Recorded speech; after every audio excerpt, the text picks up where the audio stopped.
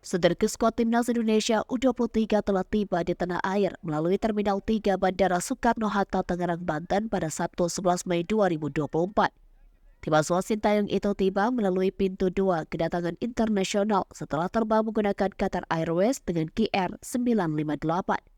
Setelah keluar dari pintu imigrasi, pemain dan tim ofisial pun mendapatkan sambutan seperti pengalungan bunga. Sintayong menjadi sosok pertama yang mendapatkan pengalungan bunga oleh Sekretaris Jenderal atau Sekjen PSSI Yunus Nusi. Pelatih asal Korea Selatan itu tampak menggunakan jaket dan kaos berwarna putih dari brand papan atas Prancis Balmain. Setelah Sintayong, barulah para pemain mendapatkan penyambutan serupa dari PSSI. Sementara itu, di sisi teras Terminal 3 kedatangan, puluhan supporter pun telah siap untuk menyambut Garuda Muda. Sejak sebelum Rizky Ridho CS tiba, para supporter tersebut telah setia menunggu dan meneriakan yel-yel. Mereka juga tampak membawa spanduk bertuliskan "You Make History" atau yang berarti "Kamu mencetak sejarah" dan "Terima kasih Garudaku". Setelah tiba, skuad Garuda Muda langsung menuju penginapan di Hotel Fairmont, Senayan, Jakarta. Sekedar informasi, timnas Indonesia U23 baru saja berlaga di Piala Asia U23 2024 di Qatar.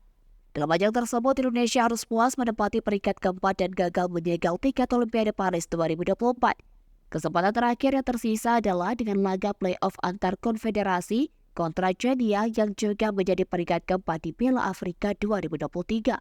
Sayangnya, pada pertandingan tersebut, Garuda Muda harus kalah 0-1 dari Sli Espoir dalam duel yang tersaji di Stade Pierre Bibarot, Clairefontaine and Felinas, Prancis pada Kamis 9 Mei 2024 lalu.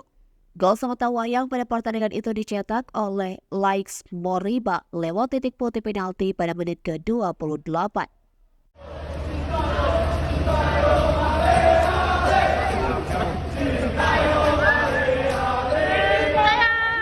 Thank you.